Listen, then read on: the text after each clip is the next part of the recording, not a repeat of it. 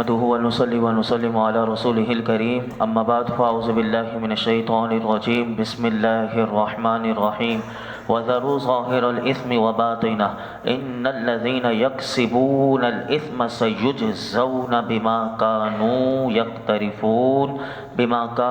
يقترفون اور ظاہری اور باطنی سب گناہ چھوڑ دو، بے شک جو لوگ گناہ کماتے ہیں انہیں عن قریب ان گناہوں کا بدلہ دیا جائے گا جن کا وہ ارتکاب کرتے تھے۔ علماء کرام فرماتے ہیں کہ ظاہری اور باطنی گناہ کی دو تفسیریں ہیں۔ فرمایا نمبر ایک، ظاہری گناہ سے مراد وہ گناہ ہیں کہ جن کا ارتکاب اعلانیہ اور مجمع عام میں ہو، اور باطنی گناہ سے مراد وہ گناہ ہے کہ جو چھپ کر کیے جائیں۔ دوسری تفسیر اس کی یہ کی گئی کہ ظاہری گناہ سے مراد وہ گناہ ہیں کہ جو ظاہری اعضاء سے کیے جائیں، اور باطنی گناہ سے مراد وہ گناہ ہیں کہ جو دل سے کیے جائیں، جیسے حسد، ریاکاری، بغض، کینہ، بدگمانی اور برے کاموں کو پسند کرنا وغیرہ۔ اس کے علاوہ بھی اس میں کئی اقوال آتے ہیں۔ یہاں پر جو یاد رکھنے والی بات ہے وہ یہ بات ہمیں یاد رکھنے کی ہے کہ اس میں بتایا گیا کہ آیت مبارکہ میں ہم سب کو تنبیہ کی گئی کہ ہر طرح کے گناہ سے اللہ کا حکم یہ ہے کہ باز رہو، چاہے گناہ کا تعلق جسم سے ہو یا دل سے ہو یا نیت سے ہو یا ارادے سے ہو، چھپ کر ہو، اعلانیہ ہو، ہر قسم کے گناہ سے اپنے آپ کو بچانا ہے۔ اور جو لوگ اللہ کے منع کیے ہوئے کام سے بچتے نہیں اور وہ کرتے ہیں، وہ جن کاموں سے اللہ نے منع کیا اس کے باوجود بھی وہ کام کرتے ہیں اور گناہوں کا ارتکاب کرتے ہیں، تو بتایا گیا کہ انہیں ان قریب آخرت میں ان کے کیے ہوئے گناہوں کی سزا دی جائے گی۔ اس آیت کے تحت علماء فرماتے ہیں کہ ہمیں یاد رکھنا چاہیے کہ جس مسلمان نے مرنے سے پہلے اپنے گناہوں سے سچی توبہ کر لی اسے آخرت میں سزا نہیں ہوگی۔ البتہ جس مسلمان نے اپنے گناہوں سے توبہ نہ کی اس کا معاملہ اللہ کی مشیت پر موقوف ہے، وہ چاہے تو اس کے گناہوں کی سزا نہ دے اور چاہے تو اس کے گناہوں کی سزا دے، اور چاہے تو اپنے فضل و کرم سے اس کے گناہ معاف کر دے۔ لیکن علماء کہتے ہیں کہ یہ بات یاد رکھنی چاہیے کہ کوئی اللہ کے فضل و کرم ہونے کی امید پر کہ میں اللہ مجھے بخش دے گا، اس کے فضل و کرم سے مجھے امید ہے، فرمایا یہ امید بھان کر وہ گناہ کرتا ہے تو یہ سب سے بڑی نادانی ہے، کیونکہ گناہ گاروں کی ایک تعداد ضرور جہنم میں جائے گی، اور کوئی گناہ گار یہ نہیں جانتا کہ قیامت کے دن اللہ رب العالمین اس کے گناہوں کو یقینی طور پر معاف کر دے گا، کوئی گناہ گار یہ نہیں جانتا۔ علامہ اسماعیل حقی رحمۃ اللہ علیہ تفسیر روح البیان میں اسی آیت کے ضمن میں فرماتے ہیں کہ بے شک سب گناہ گار مشیت کے خطرے میں ہیں، بلکہ اطاعت گزار بھی جو فرما بردار ہیں وہ بھی نہیں جانتے کہ ان کا خاتمہ کیسا ہوگا۔ تو فرماتے ہیں اے گناہ گارو تم دھوکے میں مت رہنا، کیونکہ اللہ کی عنایت ہر گناہ گار کو حاصل نہ ہوگی، اور نہ ہی تم کو یہ معلوم ہے کہ تم ان گناہوں میں سے ہو کہ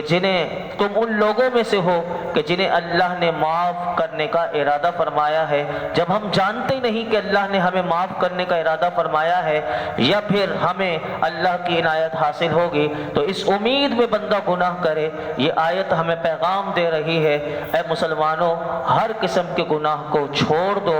تو یہ ہمارے لیے بہت بڑا اس آیت میں پیغام ہے۔ آگے ارشاد فرمایا وَلَا تَأْكُلُوا مِمَّا لَمْ يُذْكَرِ اسْمُ اللَّهِ عَلَيْهِ وَإِنَّهُ لَفِسْقٌ وَإِنَّ الشَّيَاطِينَ لَيُوحُونَ إِلَىٰ أَوْلِيَائِهِمْ لِيُجَادِلُوكُمْ وَإِنْ أَطَعْتُمُوهُمْ إِنَّكُمْ لَمُشْرِكُونَ، اور جس پر اللہ کا نام نہ لیا گیا ہو اسے نہ کھاؤ، اور بے شک یہ نافرمانی ہے، اور بے شک شیطان اپنے دوستوں کے دلوں میں وسوسے ڈالتا ہے تاکہ وہ تم سے جھگڑیں، اور اگر تم ان کا کہنا مانو گے تو اس وقت تم بھی یقیناً مشرک ہوگے۔ اس آیت میں یہ بتایا گیا کہ جس جانور پر ذبح کے وقت اللہ کا نام لیا گیا تو وہ تو کھانا حلال ہے، اور جس جانور پر اللہ کا نام جان بوجھ کر نہ لیا گیا، اسے پتہ ہے لیکن اس کے باوجود اس نے ذبح کرتے وقت اللہ کا نام نہ لیا، تو ایسا جانور حرام ہے۔ لیکن یہاں پر یہ یاد رکھنا چاہیے کہ اگر کوئی بھول گیا لینا، یعنی اسے تھا کہ اللہ کا نام لے کے لیکن کوئی گھبراہٹ کی وجہ سے اس کے منہ سے نہ نکل پایا یا بھول گیا، لیکن وہ بھولنے کی وجہ سے وہ جانور بھی حلال ہے، لیکن جان بوجھ کر اللہ کا نام نہ لے تو وہ جانور حرام ہے۔ تو یہاں پر یہ بات ہمیں بتائی گئی، اور اسی طرح اس آیت میں یہ بھی بتایا گیا کہ بے شک شیطان اپنے دوستوں کے دلوں میں وسوسے ڈالتا ہے کہ اے مسلمانوں، اگر تم نے اللہ کے حرام کردہ کو حلال کہنے میں ان کافروں کی بات مانی تو اس وقت تم بھی یقیناً مشرک ہوگے، کیونکہ دین میں حکم الہی کو چھوڑنا اور دوسرے کو حکم ماننا اور اللہ کے سوا کسی اور کو حاکم قرار دینا یہ شرک ہے، اور وہ بہت بڑا یہ جرم ہے، اس سے بچنا چاہیے۔ تو علماء کہتے ہیں اس آیت سے ہمیں یہ معلوم ہوا کہ بغیر علم کے، اگر علم نہیں ہے تو دینی مسائل میں جھگڑنا یا محض جھگڑنے کی نیت سے کسی سے مناظرہ کرنا، بحث و مباحثہ کرنا، یہ شیطانی لوگوں کا کام ہے۔ تو یاد رکھیے کہ اگر آپ کو علم ہے تو آپ بحث کیجئے، کیونکہ تحقیق حق کے لیے مناظرہ کرنا تو یہ عبادت ہے، لیکن اگر آپ نے صرف علم ہے نہیں اور اس کے باوجود بھی علمی لوگوں سے اگر جھگڑتے ہیں تو یاد رکھیے کہ یہ شیطانوں کا کام ہے، ان چیزوں سے ہمیں بچنا چاہیے۔ آگے اللہ رب العالمین نے ارشاد فرمایا اومن کان میتا فاحییناہ وجعلنا لہ نورا یمشی بہ فی الناس کمن مثلہ فی الظلمات لیس بخارج منہا کذالک زین للکافرین ما کانوا یعملون۔ اور کیا وہ جو مردہ تھا پھر ہم نے اسے زندہ کر دیا اور ہم نے اس کے لیے ایک نور بنا دیا کہ جس کے ساتھ وہ لوگوں میں چلتا ہے، کیا وہ اس جیسا ہو جائے گا جو اندھیروں میں پڑا ہوا ہے اور ان سے نکلنے والا بھی نہیں، اور یوں ہی کافروں کے لیے ان کے اعمال آراستہ کر دیے گئے۔ اس آیت مبارکہ میں مردہ سے مراد کافر ہے اور زندہ سے مراد مومن ہے، کیونکہ کفر دلوں کے لیے موت ہے، ایمان جبکہ زندگی ہے، اور نور سے مراد ایمان مراد ہے، جس کی بدولت آدمی کفر کی تاریخیوں سے نجات پاتا ہے۔ اور حضرت قتادہ رضی اللہ تعالیٰ عنہ وہ فرماتے ہیں کہ نور سے مراد کتاب اللہ ہے، یعنی قرآن حکیم مراد ہے۔ اب آئیے اس آیت مبارکہ کا شان نزول میں آپ کے سامنے رکھتا ہوں، یہ شان نزول اس آیت میں کا کیا ہے۔ حضرت عبداللہ بن عباس رضی اللہ عنہما کے قول کے مطابق اس آیت مبارکہ کا شان نزول یہ ہے کہ ابو جہل نے ایک روز سید عالم صلی اللہ علیہ وسلم پر کوئی نجس چیز پھینکی، میرے آقا پر کوئی نجس گندی چیز اس نے پھینکی۔ اس دن حضرت امیر حمزہ رضی اللہ تعالیٰ عنہ وہ شکار کو گئے ہوئے تھے، اور جس وقت وہ ہاتھ میں کمان لی ہوئے شکار سے واپس آئے تو انہیں اس واقعے کی خبر دی گئی کہ حضور پر گندگی ابو جہل نے پھینکی۔ ابھی تک حضرت امیر حمزہ رضی اللہ تعالیٰ عنہ وہ دولت ایمان سے مشرف نہ ہوئے تھے، لیکن جب یہ سنا تو تیش میں آئے اور ابو جہل کے پاس گئے اور اسے کمان سے مارنے لگے۔ ابو جہل جب مار کھانے لگا تو اس نے عاجزی اور خوشامدی کرتے ہوئے کہنے لگا اے ابو یعلا، یہ حضرت ابو امیر حمزہ کا ان کی کنیت سے ان کو پکارا جاتا تھا، اے ابو یعلا۔ وہ کہنے لگا کہ آپ نے نہیں دیکھا کہ محمد صلی اللہ علیہ وسلم کیسا دین لائے، اور انہوں نے ہمارے معبودوں کو برا برا کہا اور ہمارے باپ دادا کی مخالفت کی اور ہمیں بد عقل بتایا۔ یعنی وہ کہنے لگا کہ حضور کے بارے میں حضرت امیر حمزہ کو کہہ رہا ہے کہ یہ حضور یہ کہہ رہے ہیں، یقیناً کیونکہ وہ بتوں کو پوجنے والے تھے اور ان کے باپ داداؤں نے غلط کیا، وہ حضور ان کو روکتے تھے، اور جو دین کو نہ قبول کرے اس سے بڑا بد عقل کون ہوگا جو اسلام نہ لائے۔ تو یہ ساری ساری باتیں وہ مار کھاتے ہوئے کہنے لگا۔ تو اس پر حضرت امیر حمزہ رضی اللہ تعالیٰ عنہ نے اس سے فرمایا کہ تم جیسا بد عقل کون ہے کہ تم اللہ کو چھوڑ کر پتھروں کو پوجتے رہتے ہو۔ پھر اسی وقت اس کے سامنے کہا کہ میں گواہی دیتا ہوں کہ اللہ کے سوا کوئی معبود نہیں اور محمد مصطفیٰ صلی اللہ تعالیٰ علیہ وسلم اللہ کے رسول ہیں۔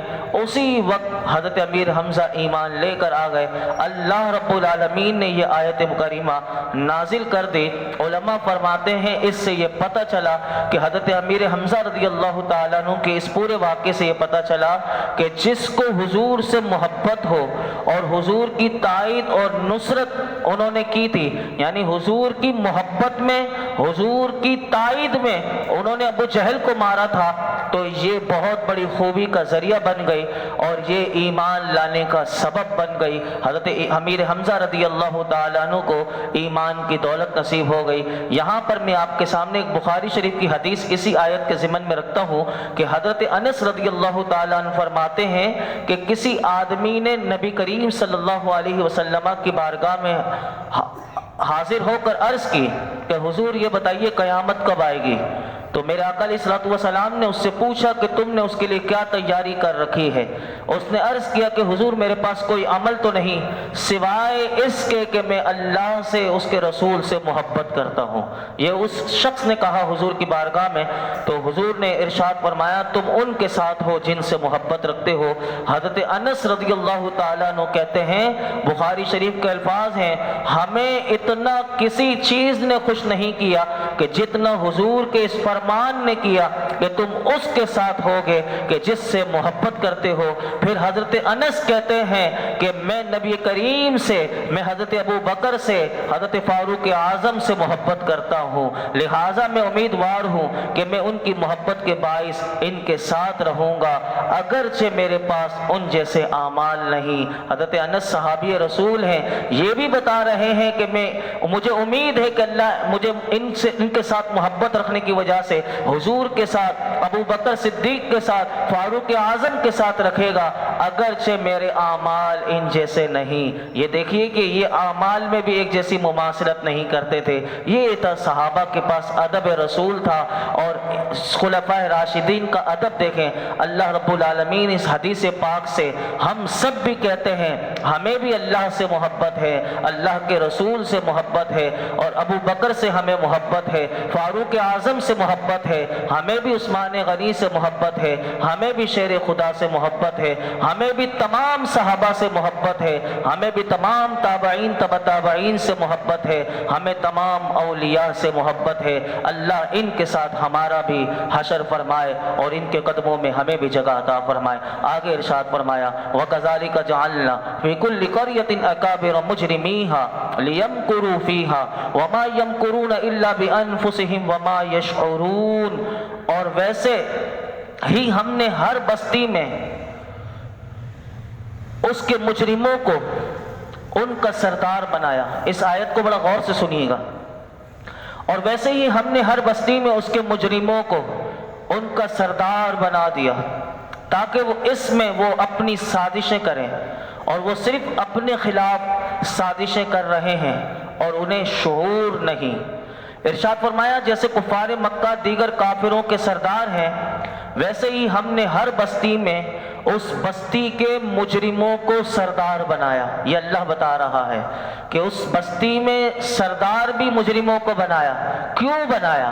فرمایا تاکہ وہ اس بستی میں اپنی سازشیں کریں اور طرح طرح کے ہیلوں فریبوں اور مکاریوں سے لوگوں کو بہکانے اور باطل کو رواج دینے کی کوشش کریں۔ ان سے یہ افعال اس لیے سرزد ہوئے کہ یہ رئیس تھے، یہ مالدار تھے۔ اور اب جو بات فرمائی مفسرین نے کہ اللہ کا طریقہ یہ رہا ہے کہ اس نے ہر بستی میں غریب لوگوں کو رسولوں کی پیروی کے لیے چن لیا۔ یعنی غور کیجئے کہ فرمایا کہ غریب لوگوں کو رسولوں کی پیروی کے لیے چن لیا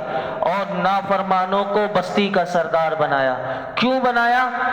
اس کا پھر علماء نے آگے جواب دیا۔ اس سے یہ معلوم ہوا کہ قوم کے سرداروں کا بگڑنا قوم کو ہلاک کرتا ہے، یعنی قوم کا جو سردار ہو اس کو سنبھلنا چاہیے، یعنی وہ بگڑ گیا تو اب اس کی وجہ سے پوری قوم تباہ ہوگی۔ آئیے اس کو ہم قرآن سے سنتے ہیں۔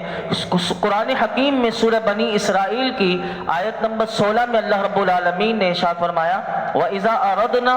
أَن نُهْلِكَ قَرْيَةً أَمَرْنَا مُتْرَفِيهَا فَفَسَقُوا فِيهَا فَحَقَّ عَلَيْهَا الْقَوْلُ فَدَمَّرْنَاهَا تَدْمِيرًا۔ اور جب ہم کسی بستی کو ہلاک کرنا چاہتے ہیں تو ہم اس کے خوشحال لوگوں کو